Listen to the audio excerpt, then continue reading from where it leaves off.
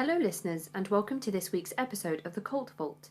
Today I have something different and I hope that it will be a refreshing change for some of the listeners who have requested interviews with people who decided to join their movements later in life, rather than finding themselves born into or taken in by a family member. Today I talked to Chris, who was a member of Dahn Yoga, a yoga-based movement from Korea that encourages participants to drop all family, friends and responsibility and live for the movement of Dahn Yoga itself.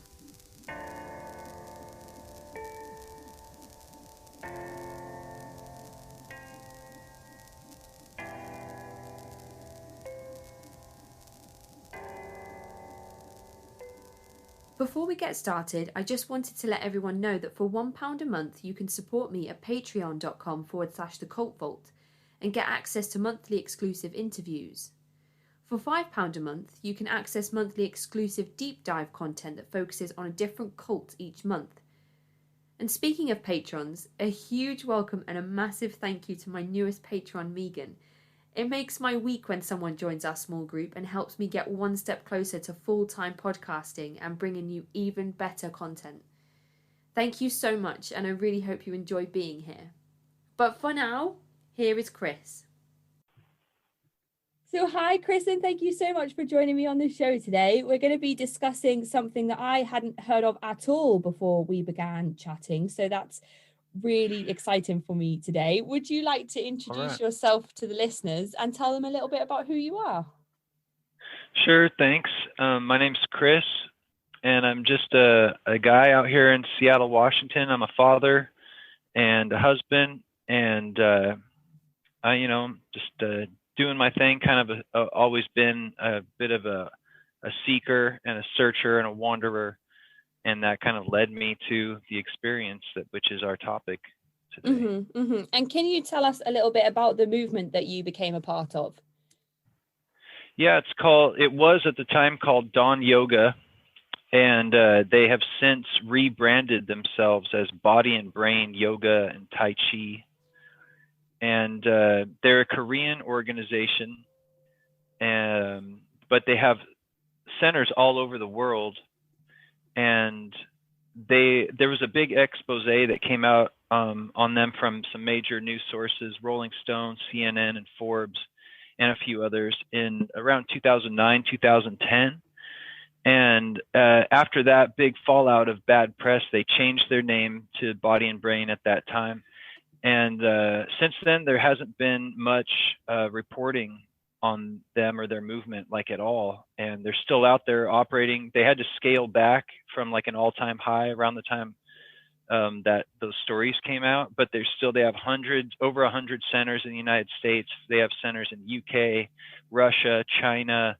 There's several other countries as well, but they're out there and they're still doing their thing, taking advantage of people.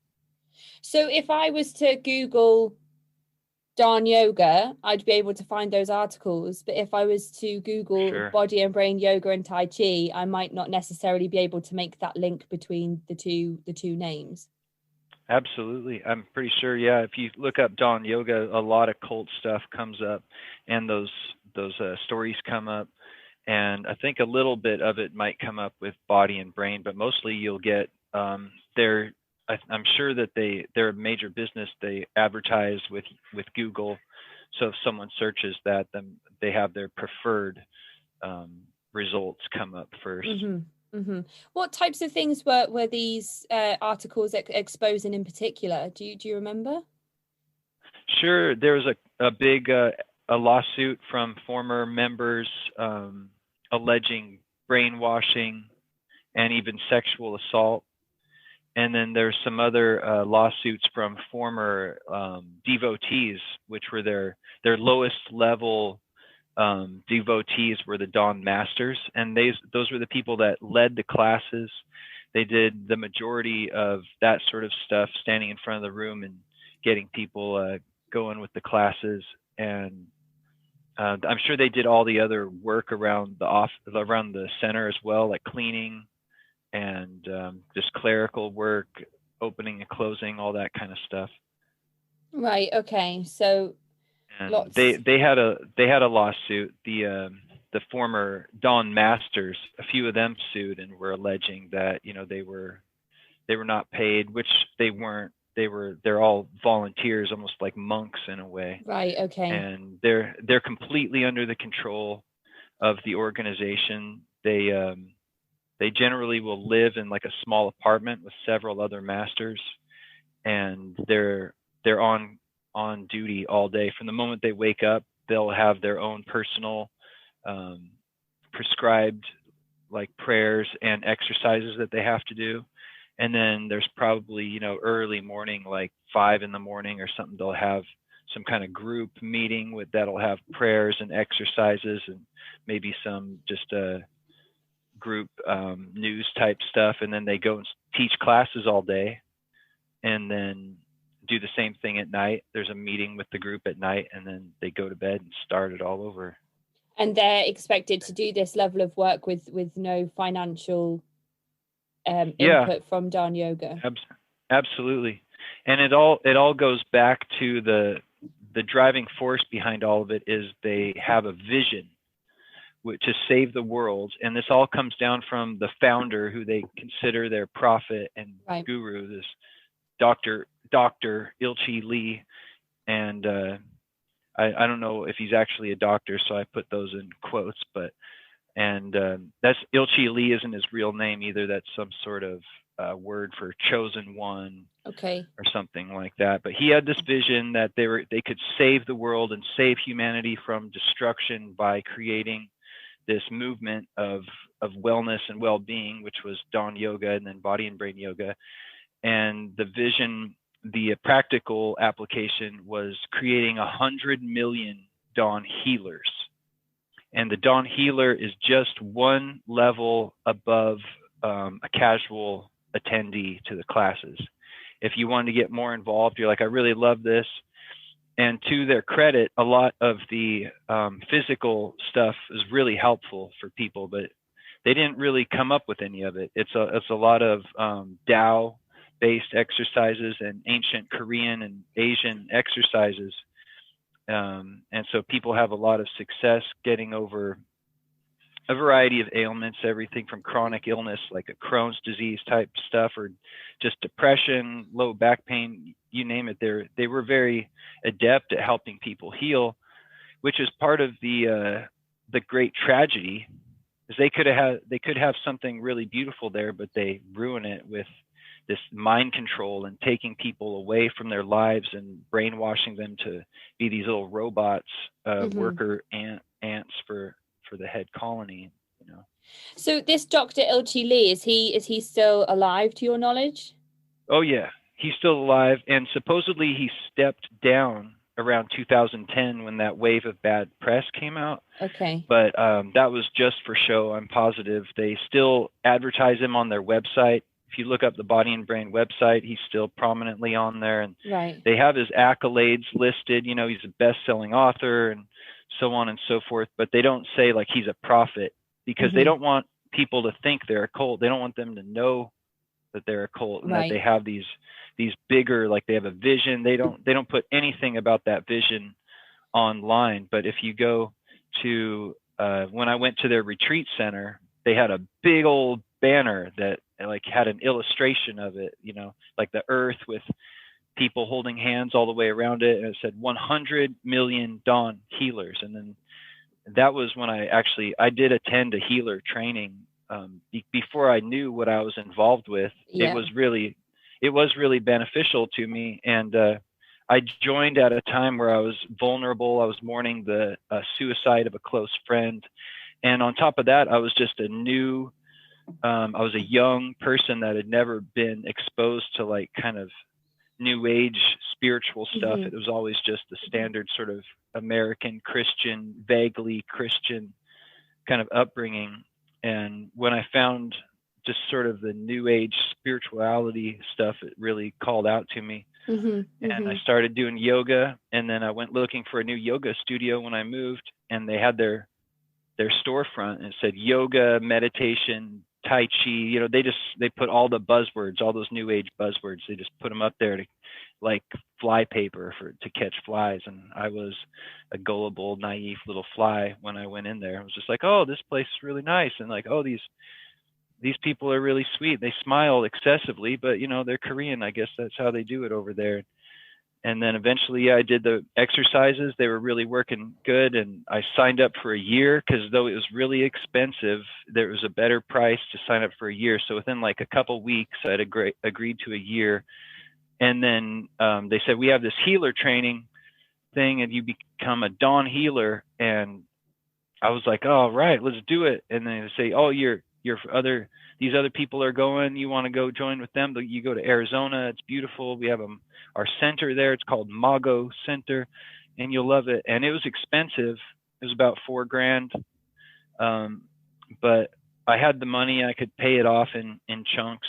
And I even, as 23-year-old, I had a paying job and no other real family expenses beyond myself. So I signed up, went out and did it. And that when I got there, that's when it started to become a little bit more clear what was going on, because they had the 100 million healer thing. And I was like, cool, I'd like to be part of that, And then, but they kept on bringing up, like, to get 100 million healers, we need Dahn masters. Right. And Dahn masters were the true, like, hardcore devotees that left their life behind. Right. And started speaking with Korean accents, even though they were from California or Washington or the East Coast. And so they were, I was happy to be a Dahn healer, but they were not happy with that. It was clear they wanted me to become a Dahn master. Right. And I even, the guy that was like my main recruiter, who's the headmaster of the location I attended, he said, before I went there, he's like, come back with your vision. I want you to focus on your vision the whole time you're there, and come back and tell me what your vision is. There's no time to waste. Like, the world is dying. Go get your vision. So I went there, and it was all designed to make you decide, I really want to be a Dahn master. But I wasn't on board with that. I was like, yeah, that's a nice suggestion. I'm sure some people will be really good at that, but that's not for me. But I was reading some Tibetan literature at the time from like Tibetan Buddhism, and it has a lot of stuff in there. It was actually, the book's called the Tibetan Book of Living and Dying, and it's a modern book, but kind of illustrates their views on living and dying, and how sacred it would be to help someone like work in hospice care, end of life care. So I was moved by that, and though I never got into this work, when I came back, I was like inspired, and I'd been reading that book, and I said, he's like, you have your vision, right? And I was like, yeah, I do. And he's like, oh, most excellent. What is your vision? I said, I want to work with dying people. I want to help people that are dying. And he was like, what? No. Christo Unim. And that was part of their code talk that they have, is they gave everyone like a name suffix. Like, I was Chris Dounim, which means like Chris, low-level student, essentially. And then you would be Casey Dounim if you came in there. And then they didn't have a special one for healer, other than they just said healer Nim. But then every level had a name, like the Dahn masters were Sabum Nim. So if I'd become a Dahn master, I would have been Chris Sabum Nim. And then the headmaster was Jiwanjang Nim, and so on and so forth. They had these Korean names, and that just helps people reimagine their identity when they're leaving their old life behind. Yeah, I know some movements, they tend to use like different colored shirts or different colored ties or wristbands and things to show the difference in kind of tiers or levels, so to speak. Yeah. So I suppose that these name changes, not only do they encourage you to leave your old identity behind and pick up a new identity, but they also show the difference in levels, which I suppose if you're a committed member of the community, you strive to gain the highest title possible, perhaps. For sure. And there was it was evident in the uniform. The higher up you got, the more fancy of a uniform you got. Right. And there wasn't really, like, there was a lot of people in there and a lot of young people at the time, and there wasn't really like a clamoring to be the next Dawn Master so much, and gain status, because everyone knew what that meant. Like, you were dropping out of whatever else it was you were doing and dedicating your life to this organization. But there was definitely like a prestige that came with certain things. Like, I was very cooperative, even though I was still doing my own thing. I did a lot of things that to the organization looked like I was a really good candidate to become a Dawn Master. So they zeroed in on me. And that headmaster at my location sort of took me under his wing and gave me extra attention. And even like when he moved to a different location that was just a little bit further away, it was like 4 miles away. And the one I started at was like within walking distance. But when he moved, he asked if I would move with him, if I would still attend his classes. And people were like, wow, that's like, he invited you to his new studio, and yeah, wow, you should do it. You know, if like a headmaster's like, you know, giving you attention like that, people were kind of like, wow, man, you're lucky, or whatever. So it felt like a prestigious sort of little honor. And what year was this? About 2003, 2004, okay. The very end of 2003, beginning 2004. Okay. And so if the figurehead, if Dr. Ilchi Lee is still alive, as far as we know, this must be a relatively new movement in itself. If he's the visionary and he has put these practices in place, and it hasn't kind of been passed down to him from generations, then this must be. Do you have any idea roughly when Dahn Yoga actually started? Yeah, I believe he started doing his thing in the 80s. Okay. And he like first started leading little groups like in parks in the 80s, and then it grew. But I don't think they formed that specific company, Dahn Yoga, until the 90s, somewhere in the mid to late 90s. Mm-hmm. So but he had already kind of gained a movement. Yeah, you know? Something must have worked for between the 90s and 2010 to pick up that much traction and open centers around the world and have so many users. It's really successful on the surface level and at the beginner's level. If you go on Google and look up body and brain yoga and read reviews, it's like 99.9% positive reviews that people are getting good stuff out of it. And that's all well and good, but when they're taking advantage of people, and if you look just a little bit deeper into a Google search, you'll find people that they took tens of thousands of dollars from, took years of their life, took them away from their family, and just brainwashed them, took advantage of whatever their vulnerability was, and just molded them into their own, for their own gain. Yeah, you mentioned that you were sort of recovering from the loss and suicide of a close friend.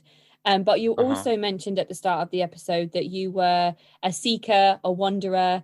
You've always been the type of person, you know, who's always looking for something maybe a bit different, maybe a little bit extra. So those two things together sound like, you know, like ripe for indoctrination almost. You obviously are at a spiritual crisis with the loss of your friend. I can't even begin to imagine how difficult it is to even know how to move on from something or how to heal from something like that.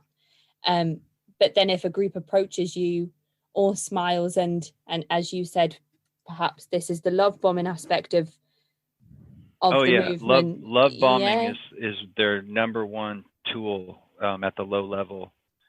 And then you're approached by them, and they tell you that, you know, they kind of infer that they have what you need to heal at that time. I could see why Absolutely. anybody in the world would be like, please help me, because I just can't feel this anymore. So, Yeah. um, And I think you go, in sorry. our also in our society there's a lot of just secularism, a lack of spiritual acknowledgement. It's a capitalism sort of based culture where there's just not a lot of encouragement to think about spirituality or just life and death sort of things. That's not really acknowledged much in our just everyday lives Yeah. unless you carve that out for yourself. And I wasn't interested in being like into Christianity. That Hmm. wasn't really my thing. And then um, I got into just yoga and new agey sort of stuff, and there was just so much.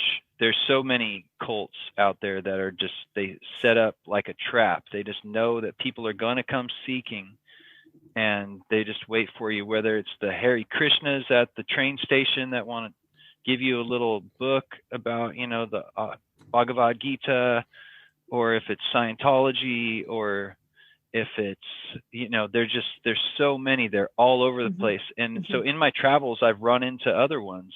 I've seen friends fall into other ones, and it's just, they're just all over the place, man. Yeah, yeah. And it's interesting what you mentioned about how it on paper or in principle, as a casual member of Dahn Yoga, the benefits are huge. They are great. They do work for the most part for most participants. It's only kind of when you scratch below the surface that you realize that something's not quite right. And I find it more and more so in these interviews that I'm doing, that it's the same with things like the Hare Krishnas and Scientology. When people read Dianetics, there are basic life skills that can be applied that can help you with your health and well-being greatly. Yeah. But then as you kind of move through the process and the tiers and the levels, and you kind of put more money into it, and more is expected of you, and you leave more of your old self behind, and you gain more responsibility within the movement. That's kind of where you put yourself on the back burner, so that you can benefit the message of the movement instead of yourself. And that's what I'm finding more and more in these types of interviews that I'm doing.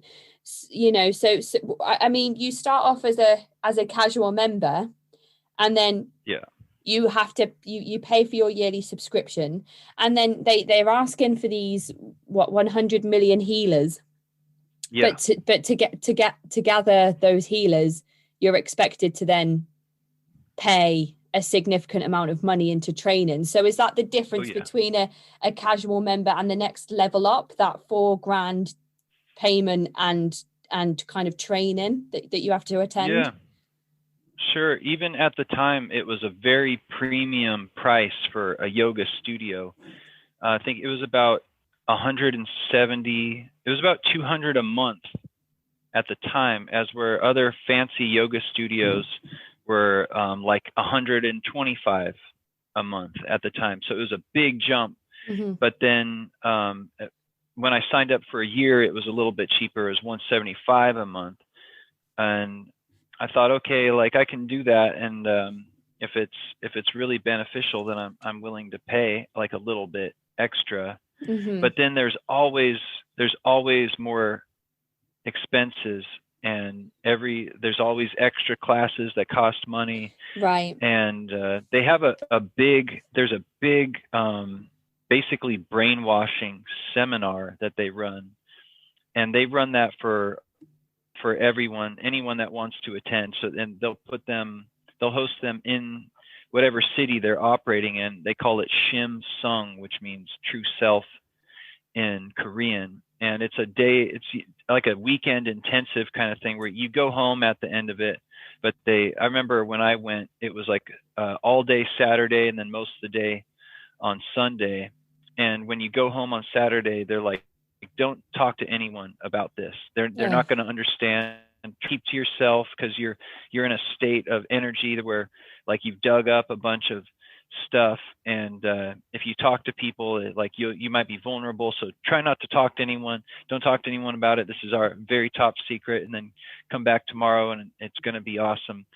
And I think not only is it sort of a brainwashing seminar in the guise of find your true self, and so many people feel lost in our materialism based culture that find your true self. They're like, yes, I've been wanting this my whole life, and then they go, and at the time that was $300 some odd, which is, again, it was expensive, but everything in the new age arena is always expensive. So it's kind of like, dang, it's expensive, but okay, I guess that's what it's going to cost. And I looked online and saw recently that it's up to like $1,000 plus now, because that was 18 years ago when I was there. So it's at least 3 times as much now. And that serves as an opportunity for them to see who is pliable, who's a good candidate. They probably even rank people like, oh, that guy's a 10 out of 10. This girl's probably an 8 out of 10. That guy's definitely thinks for himself too much, so don't invite him to further things. But there's always extra classes. There's just a little extra one that would be like, this one's special. It's not part of this subscription. It's $40. It's like a really special though. It'll blow your mind. A lot of the classes were really good and really powerful, but it was always extra money. And still people, when I look into it online, still to this day, they're like, it's always so much money. It's always, this is more money, and that's more money, upselling constantly. And then if you go to a retreat and you go off to their retreat center in Arizona, now you're talking thousands for sure. So you've mentioned that when you first joined, there were other studios or programs in the area that you could have joined for slightly less money or significantly less money. Sure. But you said that you purchased the yearly subscription a few weeks after you'd been attending.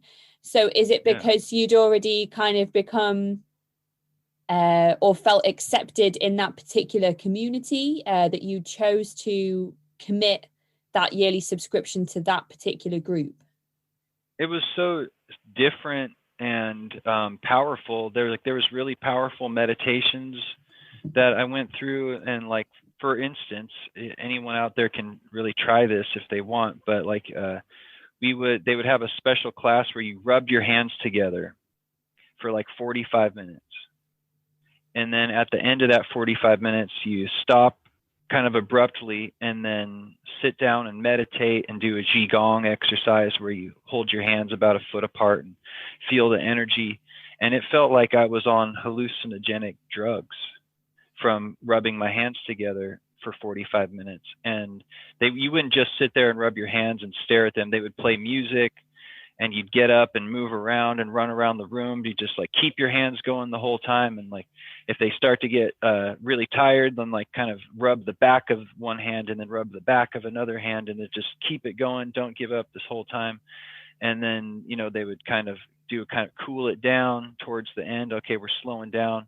And then, but keep your hands going. And then they'd go silent. Like maybe the last 5 minutes is just silence and rubbing your hands, and then stop and feel your hands. And it was just like wob, wob, wob, wob, this incredible kind of feeling. So stuff like that, I was like, this is a really powerful, and it may be kind of weird and funky, and it's not as physically challenging as say like hot yoga, which I'd done before I'd gone in there, but it was just different and powerful. And it seemed like they did have like a bigger vision in mind other than just setting up a yoga studio and making money off of it. It seemed like they really did want to make just a different impact on the world.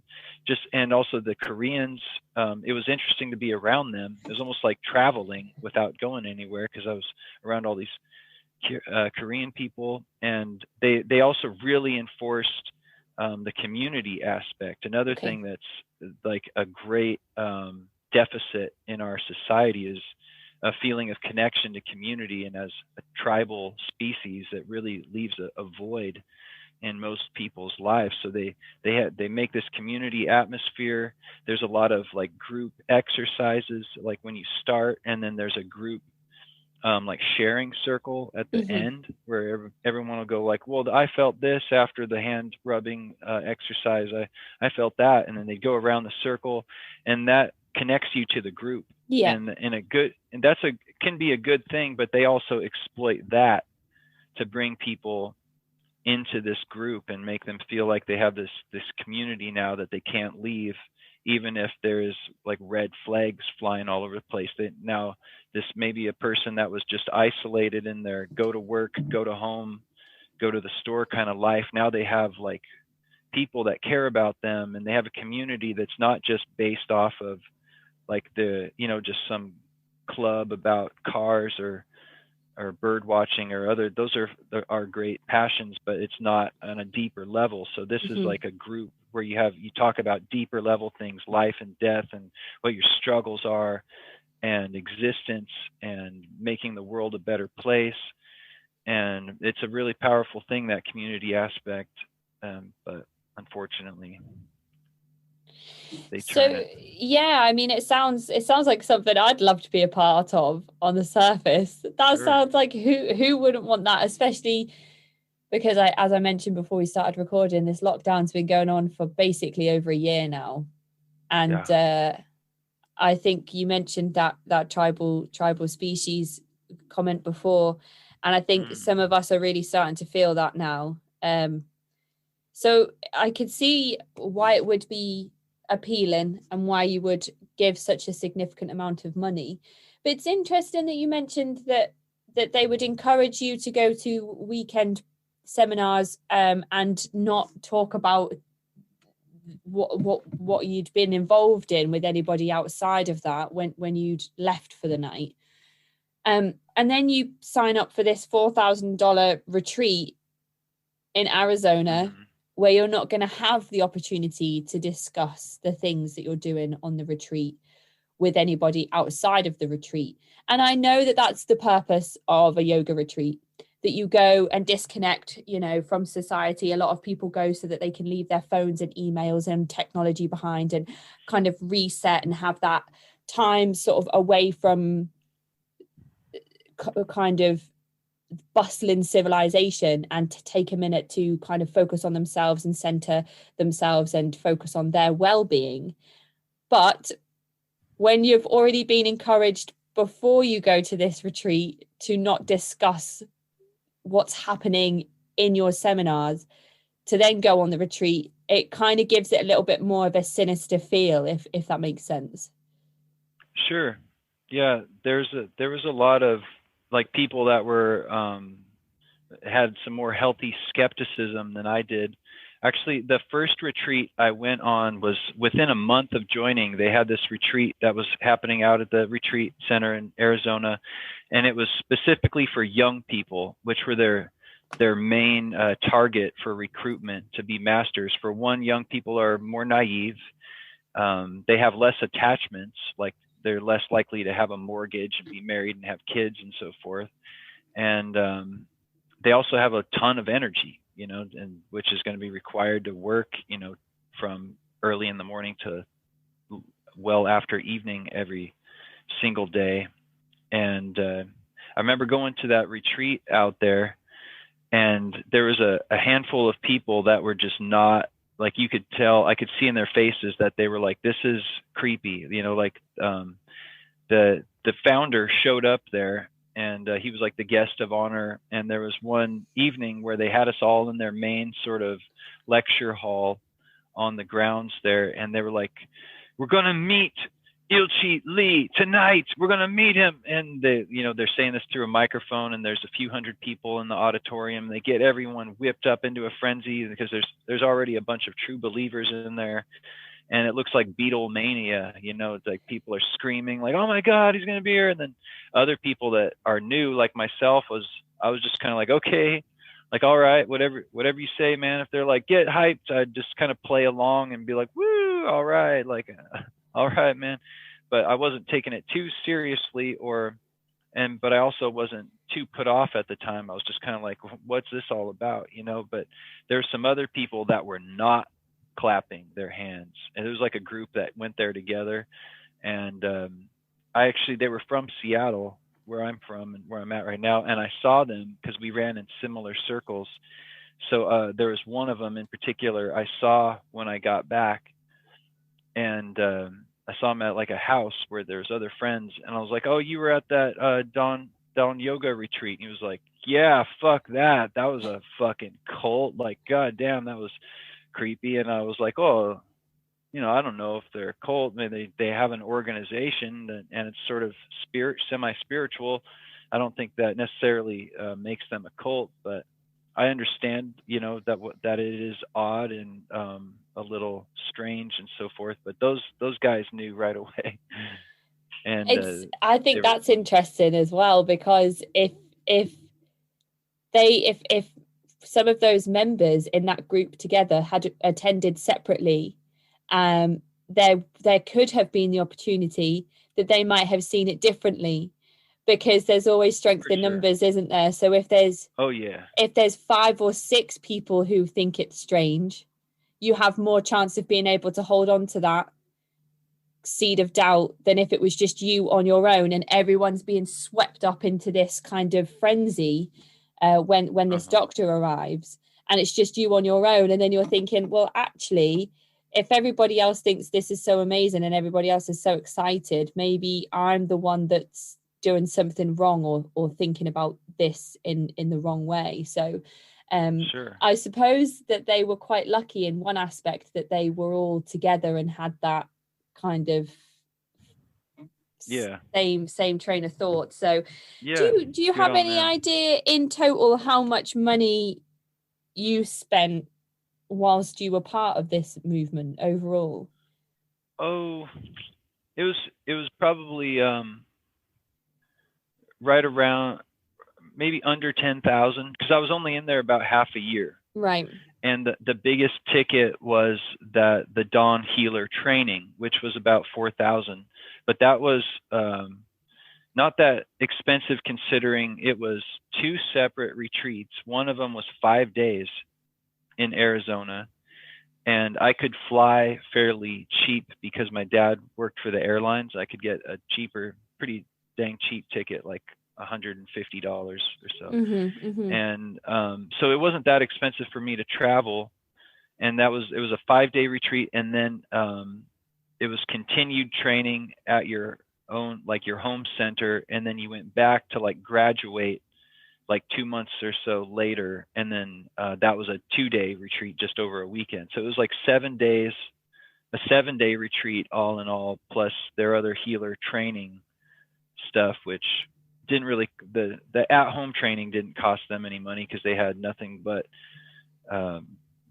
volunteer devotee employees doing most of the work. But luckily I got out just after that period of time.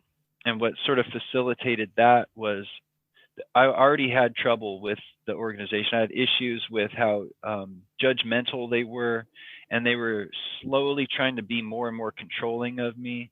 Like if I went on a different vacation with friends, like if I went up to Canada for a weekend, they would be like, "Oh, that's not good. That's not good for your spiritual growth." And like those people, these friends of yours, they don't understand you. They like to drink, right? They like to drink and party because, that's what young people do.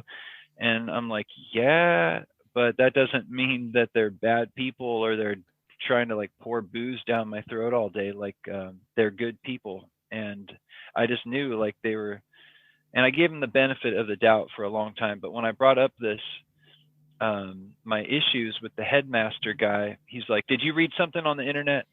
He's speaking in a heavy Korean accent. So he's like, "Did you read internet?" And I'm like, no.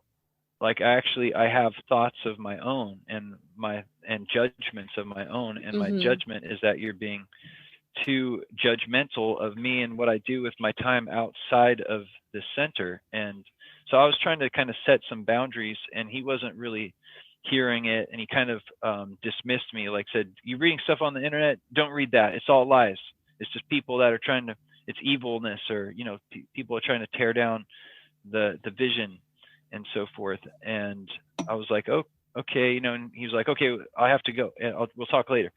And then when I got home, I was like, whoa, what's he so afraid of me reading on the internet? Because that hadn't even occurred to me. Like, search Dahn Yoga and a cult, but I did. And I searched just Dahn Yoga, and I didn't even have to search cult. It brought up all sorts of cult accusations.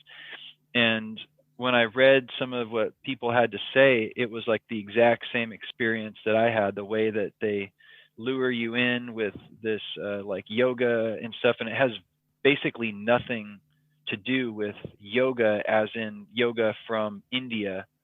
It has very little to nothing to do with that. There's no down dog, there's no chaturanga, there's no traditional Indian yoga moves. So it really should be called like Korean exercise, or you know, Korean wellness you know, techniques, or anything other than yoga. They just put yoga up there, and Tai Chi and meditation, all things that are going to bring in the type of people that they're targeting. And when I searched online and saw like, oh, this is a cult, and saw like how everything mirrored my exact same experience, and I was like, oh geez, like it really is. I should have like listened to those other people. I should have listened to my own voice. But by that point, I was already pretty heavily involved. I had like 9 months left on the year. I'd already signed up. I'd already done the healer training, part 1 of it. And I had a whole bunch of friends, like a really close knit group of friends just within the organization. In addition to the friends I had outside of the organization, I had like a possible romantic interest budding as well. And so it was just, I was set up for failure. But at the time I was like, I think I'll just stick it out and just stay close to my friends and not pay attention to the organization so much. But I could only lasted a few more months. I'd already paid for that retreat, so I went to that, and then it just went from there. So even though you'd committed to several more months after reading this information, attending those events didn't do enough to bring your thoughts past what you'd read on the internet. No, not at all. And then once I was aware of that, I could see so much more of the manipulation, and I saw like so much more like tragedy from it and victims of it. Like when I was at the retreat center, I remember being in line at the cafeteria and getting food, and to their credit, they fed us well, and it was actually really a lot of really good food, like Korean vegetarian food, and they gave you enough time to sleep. But that would change later on from what I've read about like what masters go through in their training. They're given very little sleep, very little to eat, very little to drink. But at this point, they knew not to push that too hard, or people would just get out of there. Like, this is ridiculous. But I was there and I'm getting food, and there's a woman that's working in the kitchen, and she looks like she's running that kitchen, you know? And so I'm like, do you live out here? And we just work out here full time? And she says, like, yep, I sure do. And said, like, are you from around here? Or, like, do you live nearby? Like, do you have a home to go? I was intrigued because I knew that like everyone else there was Korean and devoted essentially. So I'm thinking, is she like an employee, like getting paid, or is she a devotee too? Because most devotees became the masters, but like she was wearing the uniform, even working in the kitchen. But she revealed to me, like, no, I work here full time. And she said that she had a family back at home, but like kids and a husband, but this was like the life for her. So she left all that behind. Wow. Oh my goodness. To just live and work at the retreat. And of course, I mean, if she had like real crises, like mental, spiritual, physical crises that were plaguing her at home, I could see why a person would want to just stay at this retreat center in a beautiful Sedona country in the high plains of Arizona. But it's just an escape. And they're like, sure, you can come work for us for free and like leave your family behind. Like, they have no problem with that.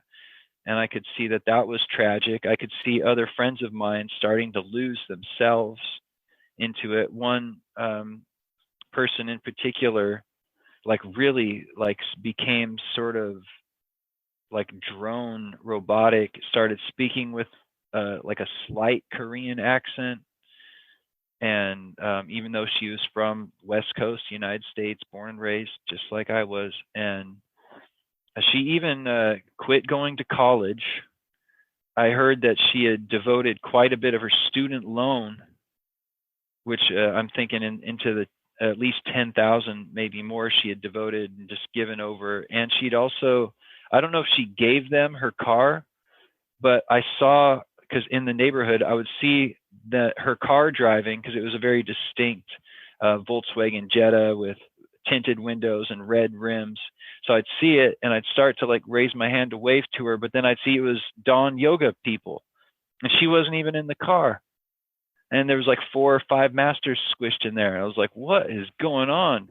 Like, they have taken that girl. Wow. Yeah. That's, when you, sorry, I just muted myself there because they're doing some construction outside, and I don't know if the microphone's going to be picking it up, but there's some kind of drilling going on. So I don't hear it. There was a couple of things you mentioned there that I wanted to go back on. One of them was, Sure. You mentioned that your friend had become kind of almost disassociated in how he was talking and coming across, and started speaking with a slight Korean accent.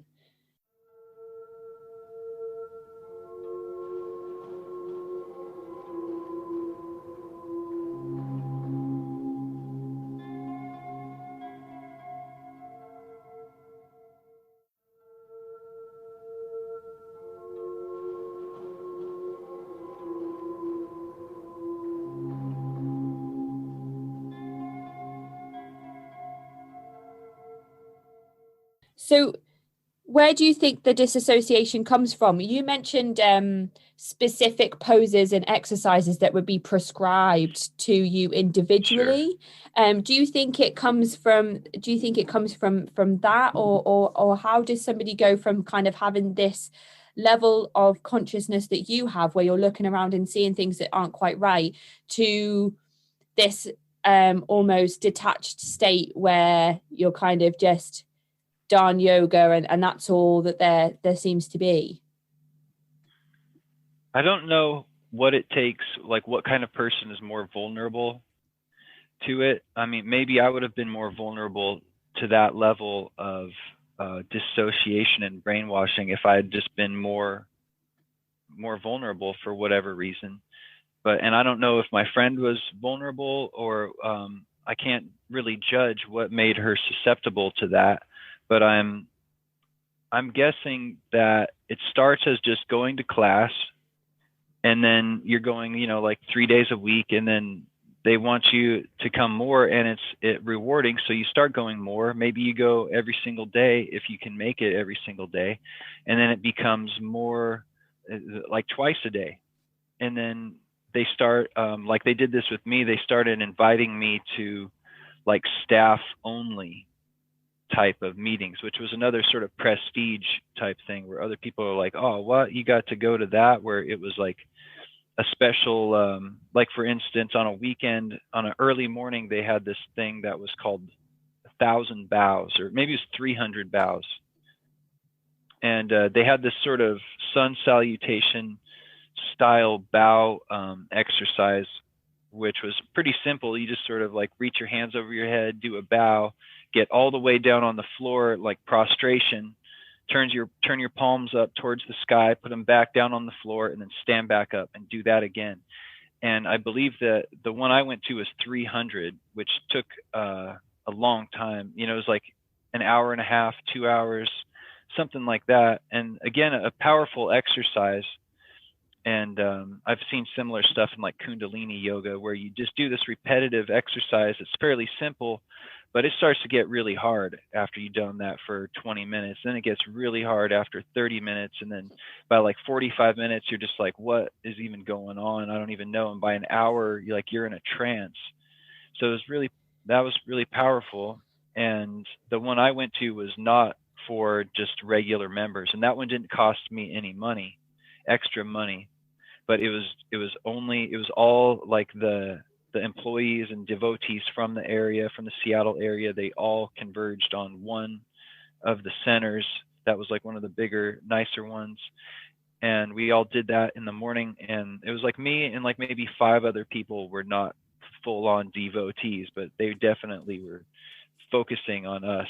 And like I remember there was one, I think it was at that occasion, one of the other masters found me that I'd never met before. He was from a different location. He was like, "Oh, you are Christo Nim." Like, "Oh, Ryan Jiwanjeng Nim talks about you all the time. He's talk about you, and he's so proud of you and your growth." And so that was like flattering at the time. Like, "Oh, that's really sweet. I appreciate that." But clearly, they're getting the headmasters are getting together privately and talking about how their recruitments are going. I'm assuming with 99% assumption and confidence in that assumption that the headmasters have quotas that they have to meet. Like they got to bring in one new master a month or 2 masters a month, something that's going to be really hard to achieve. And hence they have this sort of sense of desperation. And that would explain, like when I came back from the healer training and my headmaster was like, "Oh, you're going to become a Dahn master, right?" I was like, "Oh, no, I want to work with dying people." He's like, "What? No, dying people? No." You know? So I just wanted to quickly go back there and say that I just apologize. I thought when you talked about your friend in the disassociated state and your friend given all the money, I thought they were 2 different people, but now I've realized they're the same person. Sure, but I mean, giving up a ton of money was very common in there. Right. So it was a woman and not a man. I was saying he and him. Oh yeah. And you were saying she. Oh, so I just apologize. But it applies. I knew men that were in there that gave up well over $10,000. There was a close friend of mine. He ended up being involved for 3 years. He even went to Korea with a group for a long time, and he was in Korea with the group when a lot of the alleged sexual abuse happened. Like he was in the sort of a small group of people that were privileged to be like in the main headquarters and close to Ilchi Lee. And right. I know that guy, he devoted probably $15,000 in that first year. So over 3 years, I'm sure he gave up tens of thousands. There was another woman that was there that, and her story was she was an advertising executive that got paid really well. She was probably in her early 30s, but that career was also just eating her up from the inside.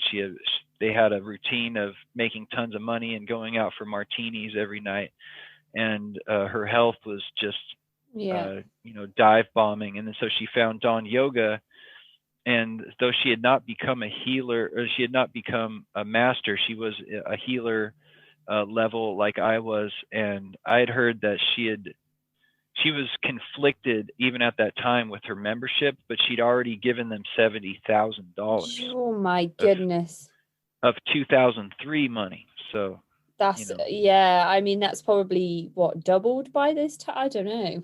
Sure. But that's I mean, you hear so much with these types of movements that, I did an interview way back now with a woman who went to a place called Zendik Farm, and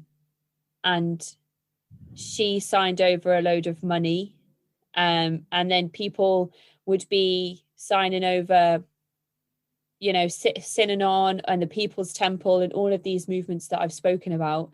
People would be signing over houses and real estate and leaving leaving their all the money and worldly goods in their will to this movement that they're a part of. So that sounds like that's the type of thing that's also encouraged, or was encouraged in this movement when you were a part of it, for your friend to not only donate that much of her money but also her car, to just have this. Like, that's something that I've always found really, I suppose, and speaking And speaking to the people that have themselves made these types of donations or payments to these movements, they hope in some way it will set them in good stead and in good light with people that are higher up in the movement. So I suppose there's that, you know, there's that could be a reason why you might feel inclined to, well, yeah, I think to do that. Within the Dahn Yoga frame, you would think that you were helping save the world. Yep. And you've already said, you know, you want to help people that aren't well, people who are living in hospices, people who are dying and in bad health. So for them to come to you with a message saying, let's heal the world, I mean... it was about let's give all our power in the world to Dr. Ilchi Lee. Is really what it boiled down to. But they went back to the vision on everything, and they used that as the main guiding thing. Like if you have questions, focus on vision. If you have doubts, focus on vision. Right. And okay. like even headmaster, the Ryan guy, he told me that he'd confided in me that he had not spoken to his family in Korea for 5 years. Oh my goodness. And that it was hard, and he cried, lots of tears, but he had the vision, and he always went back to the vision of Dr. Ilchi Lee and the guidance of Dr. Ilchi Lee. And this vision that we're going to save the world is so much more important than his drama with his family back home, you know. And so that was him telling me, you know, like, because there was times I couldn't make it to something because I needed to have dinner with my mom and my brother, who I had not seen enough of because I spent all my time with these yoga people. And they're like, oh, you shouldn't, those people don't understand. And like, that's your biological family. This is your spiritual family. Those people won't understand like what you're doing because they are not aware of the vision. And like, you believe in the vision, right? And you know, there's a lot of that sort of speak to like you leading questions. You believe in the vision, right? Like you're going to be there for the workshop, right? You can make it, no problem, right? Very, very common device they did. Do you ever sit back and think about how your family, sort of like your mum or your brother, might have been affected if you did become one of these people that allowed Dahn Yoga to become the center of their life and not have contact with your family for like 5 years? For sure. I mean, I probably would have stayed in contact with my family, and they would have allowed me to do what I was going to do, but they would have surely, like they did with everyone, they would take a master that was devoted, and they would send them to a different part of the country or even a different part of the world, like Korea. Like that group of people I was friends with they all went there for 3 years, like on part of a program, quote unquote. But my mom, it would have stolen time. My mom has since passed away, and it definitely would have stolen time that we got to spend together if I disappeared into that movement for years at a time. And you mentioned before about the kind of the vision, going back to the vision, and I've written here about the Hare Krishnas because you brought them up towards the start of the episode, and then we've talked a little bit about sort of different poses and different workshops you attend where you do the same movement over and over and you almost become sort of in a trance. And that's very similar to what I've read or what I understand about the Hare Krishnas with the chanting and the beads and kind of chanting over and over and over again for hours a day.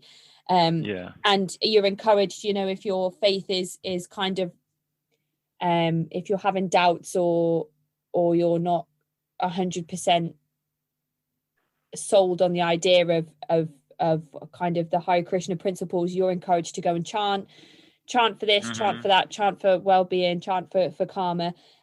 So a lot of people that practice that kind of explain and talk about how they end up in a trance-like state as well. And I feel like that makes you very susceptible to other people's ideas, and I feel that's quite dangerous in a way.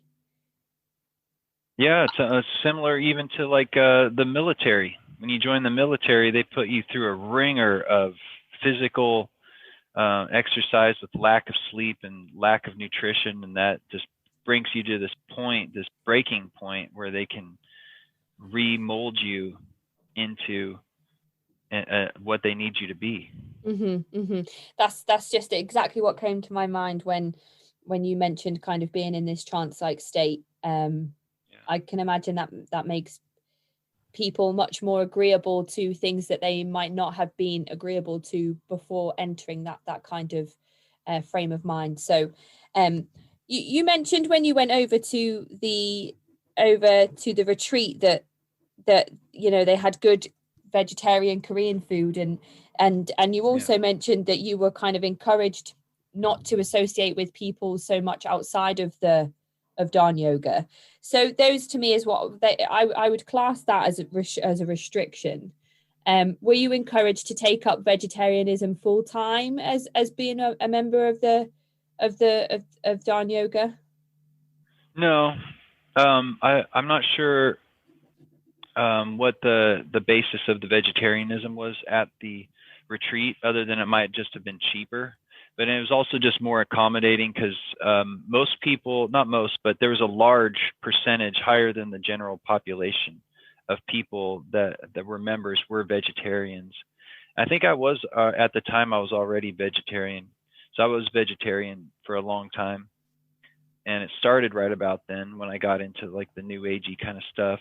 And but definitely I know, like the headmaster I was associated with, he was a meat eater for sure. I knew that from just whatever he was. I remember him talking about that, eating Korean barbecue or whatever. And he also confided in me that they drank, like the headmasters would get together like once a week and get drunk.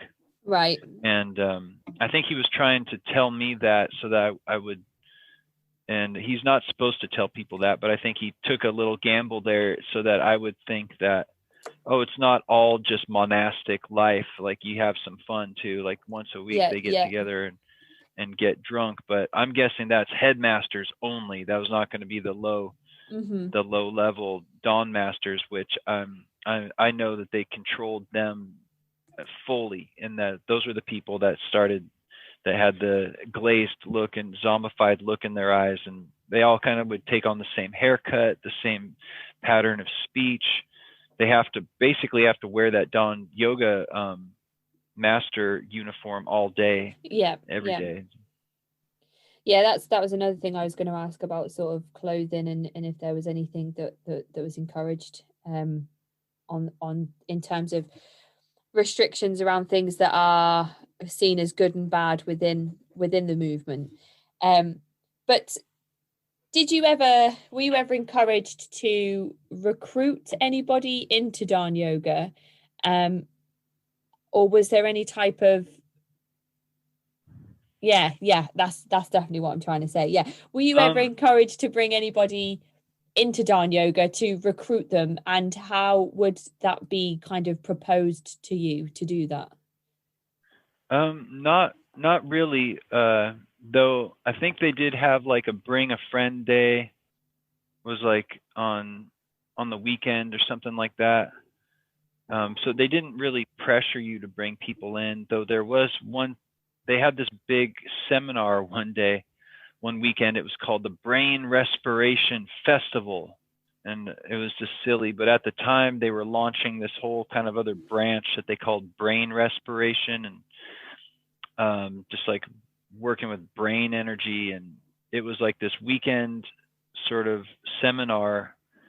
And it was expensive. It was like $200 a piece. And they had a big push on that. And they wanted you to bring people and bring your friends, bring your family, and they had made it sort of like a big party kind of thing, but it was all just a recruiting tool to get more people to show up. And I talked sort of in good faith at the time. I was like, okay, like you asked me to, I'll bring it up. I'm not going to push anybody to come to this thing, but I brought it up with my immediate friends, and they were like, oh, maybe, how much is it? And I'm like, $200. They're like, yeah, no, that's steep. And so they shot themselves in the foot there, where they obviously had tons of cash. Like their centers were nice, but especially that retreat center in Arizona was extremely nice. A really not luxury for the casual user, and definitely not for their devoted employees, but definitely there's a luxury residence on the premises for Ilchi Lee.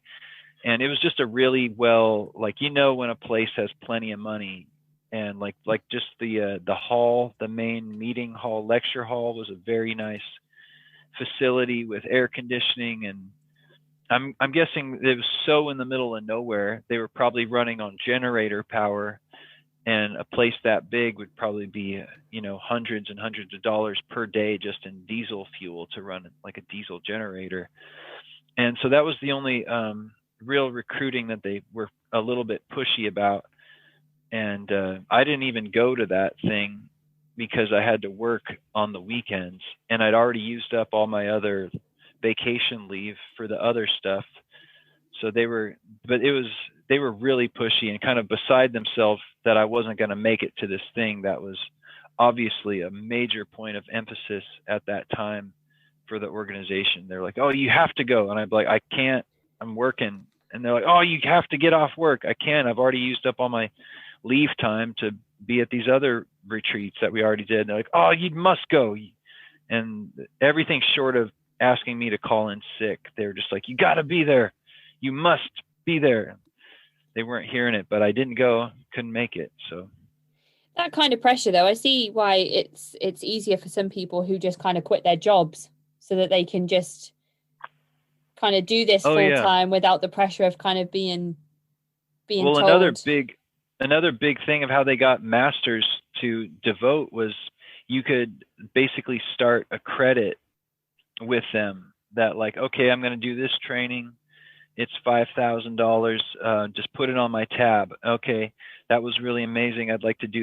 Would you like to do this other training? Well, this one's a little bit more expensive. It's $13,000. And then pretty soon you might owe the organization, and you've signed contracts. They make sure to have their paperwork in order.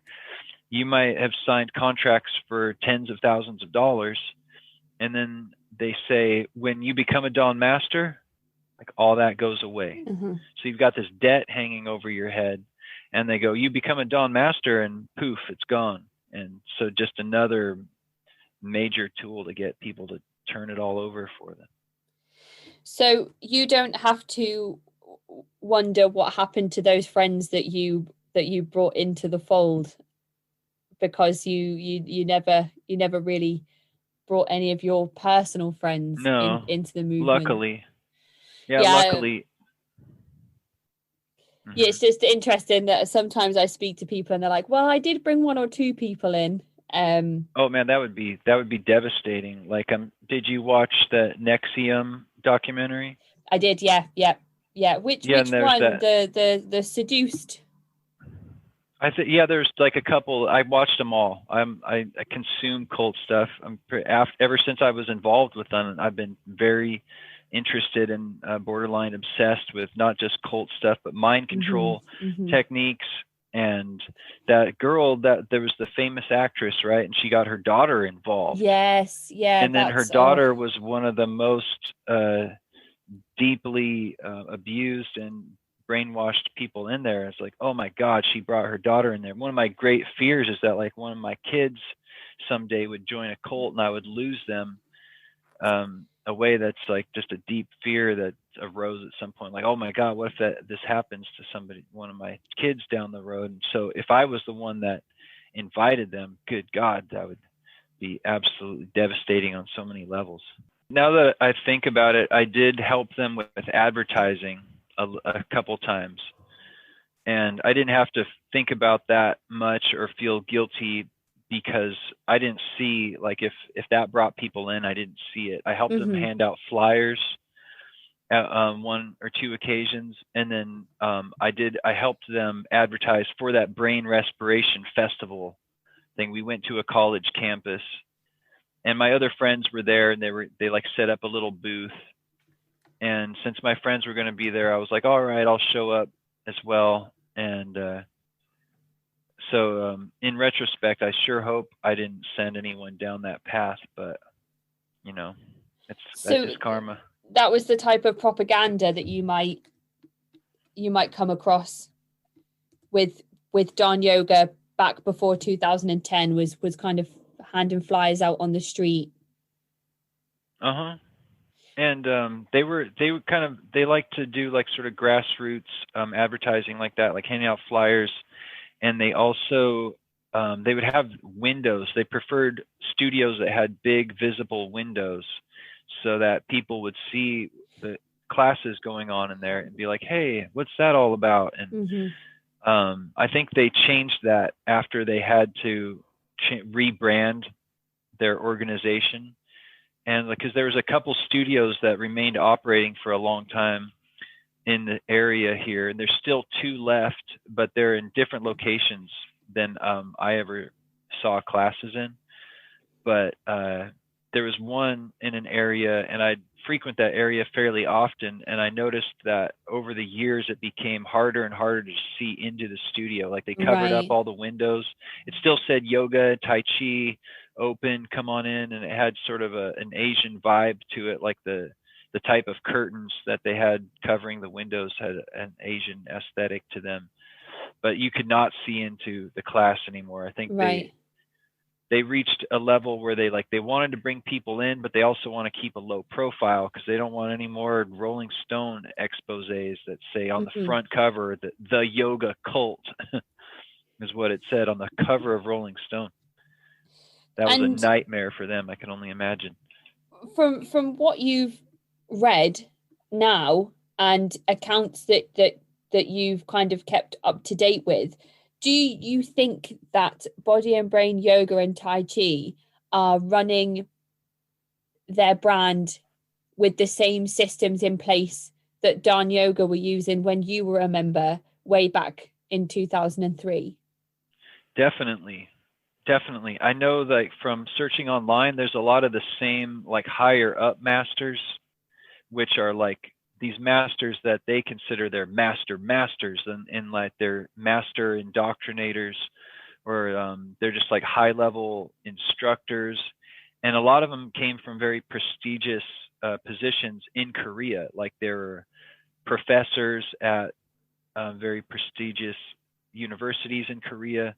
And so especially within that culture, they're like, look at this guy. He was like a high level professor at that high level college, and now he's just doing Dahn Yoga and being like an instructor for Dahn Yoga.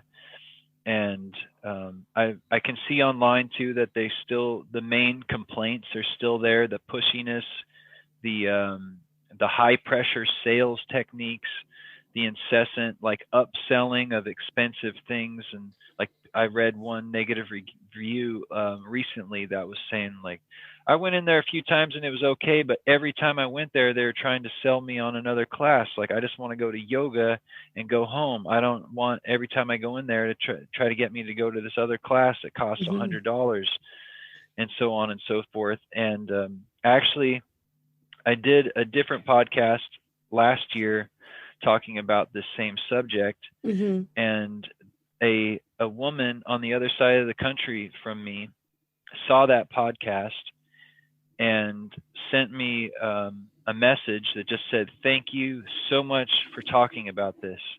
I was just about to give Body and Brain Yoga like several $100s for training that I can't really afford, but I have these problems and they're telling me that this is going to fix my depression.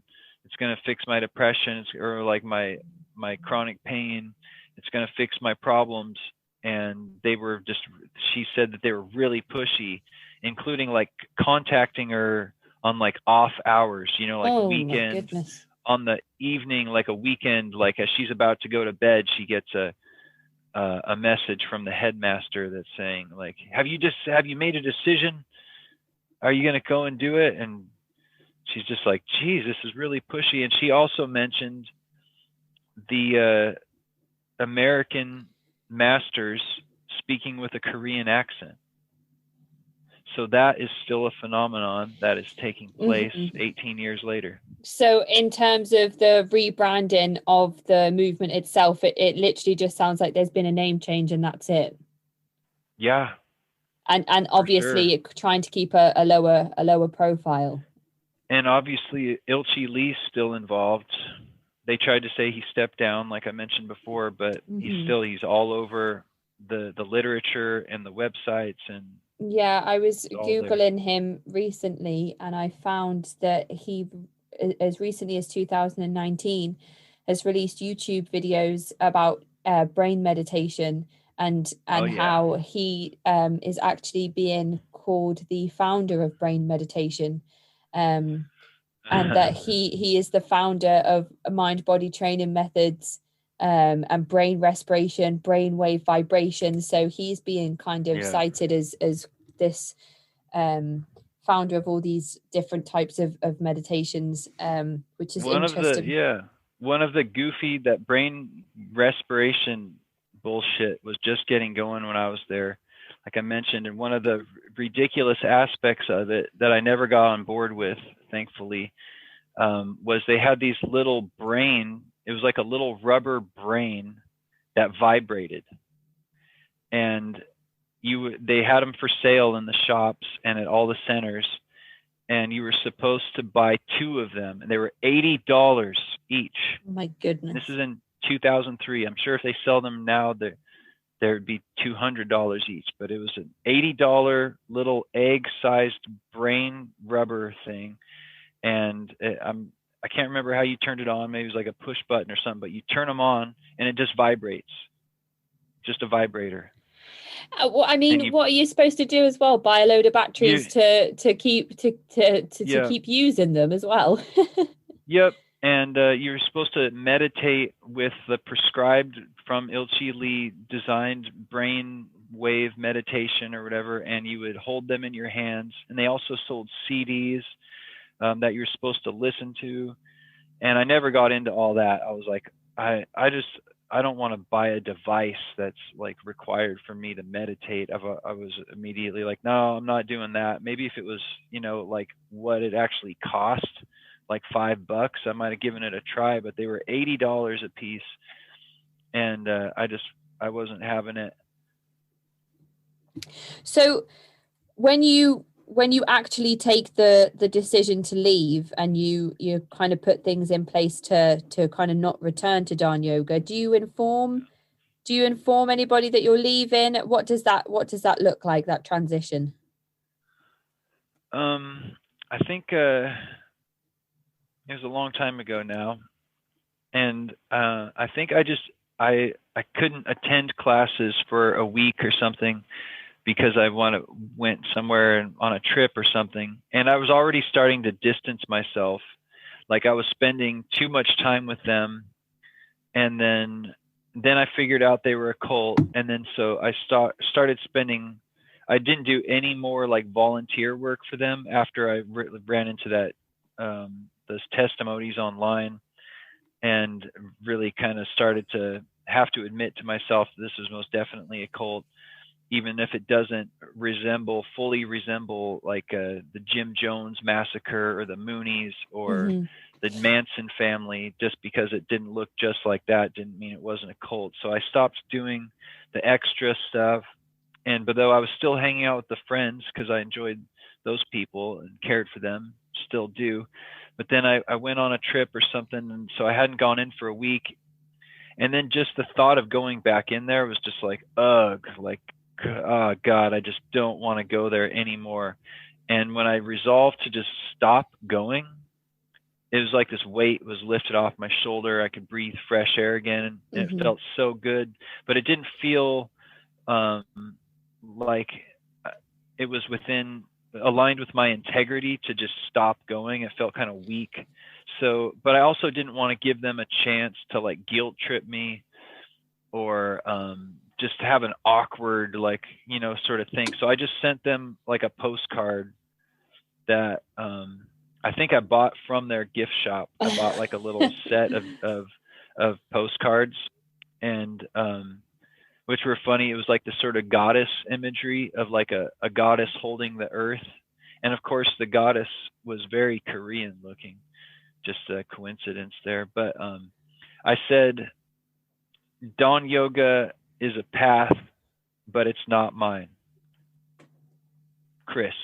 And that was it. And I never went in there again. And actually, I had part of my subscription is I had written them pre-written checks so that they could keep cashing them. Right. And I was wondering, like, if they keep cashing my checks, I'm going to cancel them. And then I wondered if they would come after me because I signed the contract. But they cashed that last check for that last month that I was like, even though it was only like at the very beginning of the month, they cashed that one. I think it was for like July. And then I was like, if they cash the one for August, which because they were all predated checks, if they cash the August one, I'm canceling the rest of them. And if they want to come after me, we'll have it out. But they didn't cash the rest of them. To their credit on that, to that aspect, they did not need my measly $175 a month. They had millions and millions of dollars rolling in all the time from their centers around the world, all the expenses. So you've mentioned that lady reaching out to you. So it sounds as if the first podcast you featured on already made such a huge difference to people that may have been listening. So I'm just wondering. That's at least one. I mean, I know like it's on YouTube, and last I checked, it didn't have a ton of views. It was like 300 something views. You know, it wasn't any like huge Joe Rogan podcast type numbers or anything. But just out of that little sample size, it got to one person. So I have to assume maybe it got to 3, 4, or 5 other people. And I assume that I'm going to go ahead and assume that this podcast as well will reach someone and help them, and hopefully prevent a tragedy, because people have died in the hands of this Dahn Yoga organization. You can look that up online too. There was a suit against them for wrongful death because one of the people that was going through their Dahn master training, they had them doing some extreme. It was like they were supposed to hike in the Arizona desert mountains with a backpack full of rocks. Oh gosh. And no water. And this poor woman passed away from heat exhaustion, heat stroke. Oh my goodness. Yeah. So, I mean, the listener base here is not too high itself, but there could be people listening. I've just interviewed somebody who spoke to me about his experience in Shinchunji, which is a movement which sounds in some aspects a little bit similar to this one, in terms of it being sort of Korean based and Korean community at the forefront of the movement and things like that. So even if it's not people particularly or specifically from this movement, I imagine there'll be others who will recognize the signs or red flags and say to themselves, you know, oh, maybe it's time for me to take a step back too. So I just wanted to ask before I hand it over to you and ask if you think we've missed anything, what advice you would give to people who are maybe thinking about taking that step back.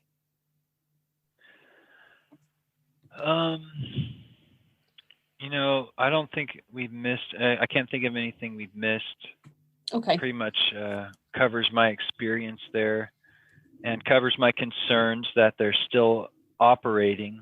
Mm-hmm. They just changed their name and kind of became more discreet, and then just carried on with what they've been doing. And obviously, they're still trying to pull people in and do it, and they're still turning people into zombies.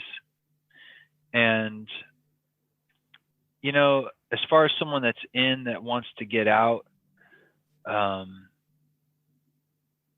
wish there was an easy answer to that. As far as in my research on cults, there is no easy answer. Sometimes people, ultimately has to come down to them. If they're over 18 in this country, they have to decide for themselves. And in our world here, there's a lot of people that are lost, feeling lost and lonely, and then they find this other life where they find spiritual fulfillment, and they find a community fulfillment. Yeah. And though they may feel drawbacks, like, well, I don't see my family anymore, and I do feel guilty about that, but now I'm saving the world, and it's part of my sacrifice. It's part of the cross that I have to bear, is I sacrificed my previous life. Even though I loved my friends and family, I was also depressed. Maybe they were suicidal. Maybe they were just so brutally lonely feeling that even though they have their reservations about the cult, they don't want to go back to the life that they used to have.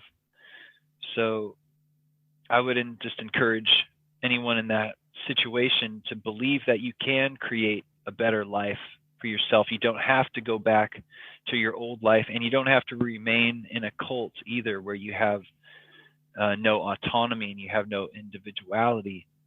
You can get back, and you can find a community. You can find friends. You can find positive. You can be helpful to the earth. You can be helpful to humanity. It doesn't have to come through this one organization that I'm sure if you're even hearing the sound of my voice, you know that there's something off or something wrong there. But I would even ask you in your research that you've done while doing this podcast, have you come across any good approaches or techniques, strategies to help someone that's in a cult, or someone that has a loved one that's currently in a cult? Yeah, I spoke recently to Dr. Dahn Yoga, the very well-known cult expert, and she gave some fantastic advice. She mentioned things like if you have or suspect that a family member or loved one is involved in sort of a coercive, controlling environment, to make sure that you never fully close the door on that person. Always keep as much contact with them as possible. Always be in touch with them, remind them of Christmases and holidays that you've shared. Remember this, remember that from years ago, and make sure that they always know that you're there, and remind them of reasons why you shouldn't want to leave your family and friends behind. Reasons why your family aren't necessarily evil or trying to stop you from fulfilling your full potential in the movement that you're involved in. So that was one of the things she mentioned was important, just making sure that you never shut the door on somebody completely because you feel like you've tried everything to pull them out of that movement and they are just not listening to anything you're saying. So that was one really good piece of advice. And from the majority of victims and survivors I've spoken to, a lot of them have said, get your ducks in a row before you leave, with movements such as Scientology and Jehovah's Witnesses that have sort of shunning policies in place that mean that when you leave, if you're disfellowshipped, you're probably no longer going to be able to have regular or any contact with family and friends. So if you are leaving that movement on your own, to make sure you have your ducks in a row, to make sure that things are in place for you to be able to cope without that familial support. So that was a great piece of advice. And to look at, if possible, critical thinking courses, which can just confirm for you that the doubts you had were correct, that kind of fight or flight was kicking in when you were thinking that I don't want to leave my family behind, I don't want to donate this amount of money, I'm not getting enough sleep, I'm not eating enough food. To read things about critical thinking is fantastic because it gives you that space to analyze what you're thinking and feeling and make a decision on that based on the things you're reading, as opposed to your thoughts and feelings that at that time could be very easily manipulated. So that was some good advice. Others, which you've mentioned here quite a lot, is just research, read everything you can, go on the internet, read books, read articles, research yourself as much as you can on. Yeah, that really pulls back the veil when you see other people. You thought you were having this unique experience. For instance, what their script for bringing in new people was, like what I did. I saw the storefront, it said yoga, tai chi, meditation, went in there, and there was a young lady, and she was very happy to see me. She smiled, looked me right in the eye, and this was all by design. They instructed her to do this, and they instruct all of them to behave this way, where they really shower you with the love bombing aspect. And then they say, you're like, okay, when do I come to class? And they're like, okay, we do things a little different. Before you come to class, you meet with the headmaster, and then you will set up a time for you to meet privately with our headmaster. And they kind of give them this gravitas and this prestige, like, oh, yeah, the headmaster. And then, so like, okay, Tuesday at 1:30, I'll meet with the headmaster, and you walk in there, and they sort of, with more of the gravitas and whatnot, you walk in, and like the lower master will lead you to like the office where the headmaster is, and he's in there. He was sitting cross-legged, in this sort of very feng shui little room with like the incense going, and they say like, yes, please come in, sit down, and like they talk to you for a little bit, and then, but it's just very quick surface level stuff. And then he said, like, do you mind if you may lay down, and I will read your energy? And then he kind of waved his hands over me, and then asked if it was okay if he kind of prodded my body on my abdomen, and he kind of poked me in the belly, and I was like, ow, that's uncomfortable. And he's like, that hurts? And I'm like, yeah, it's kind of uncomfortable. And he's like, oh, that's bad. That's like your energy and your body is like an old man. You're like an old man. You're only 23. Wow, your energy is like that of like a someone in their 50s. Like, wow, you're in really poor energetic health. And I was a little bit like, okay, if you're right, then maybe I'm drinking too much or smoking too much pot or something. But was like, okay, I feel pretty healthy, pretty active and whatnot. But if you say so, if you say my digestion is poor. But then when I went on the internet, it was, everyone had that same experience. It was, oh yeah, we went in there and we had a meeting with the headmaster, and the headmaster told us that our energy was in super poor health, and that we had the body of like an 80-year-old, and that we had to start going to classes right away. And they presented you with paperwork right then. Like, you want to sign up for a year? Right. Yeah. Like, here's the clipboard, and here's the paperwork.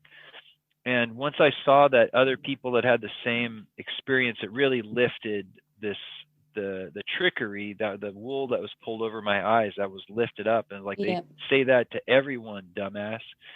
And I was like, oh God, what have I done? But it's, I mean, that's what the internet is great for.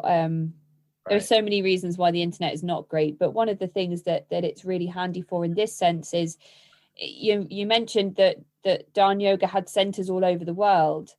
If it wasn't for the internet, me and you wouldn't be able to be having this conversation right now. So I wouldn't be able to go online and read your experience all the way over in America about the things that you've experienced, and vice versa. You could read an article from somebody over here in the UK and be like, oh my goodness, they've had exactly the same experience, and they're all the way on like the other side of the world. So that's another reason that the internet's really handy.